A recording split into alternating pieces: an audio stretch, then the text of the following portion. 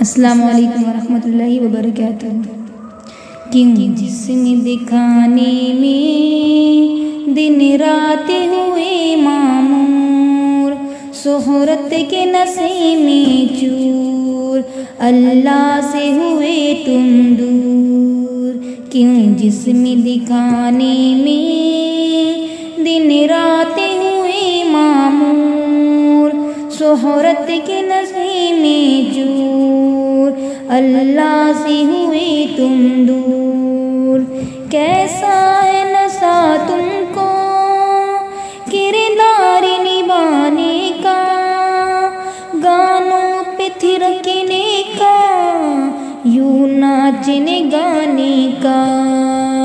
क्यों शौक चढ़ा तुमको यूं जिस्म दिखाने का, क्यों अपनी जवानी पे तुम इतने हुए मगरूर। क्यों जिस्म दिखाने में दिन रात हुए मामूर, शोहरत के नशे में चूर, अल्लाह से हुए तुम दूर। घर वालों के इज्जत को नीलामी कराते हो, बेहुदा अदाकारी तुम करके दिखाते हो। बाजारों में सड़कों में वीडियोज बनाते हो, किसी चीज पे सरगर्दा, किसी बात पे हो मजबूर।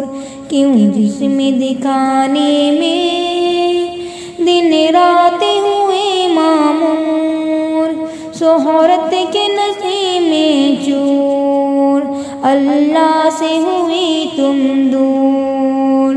पर्दा में तुम्हारी ही इज्जत की हिफाजत है, पापर्दा सदा रहना ये हुक्म शरीयत है।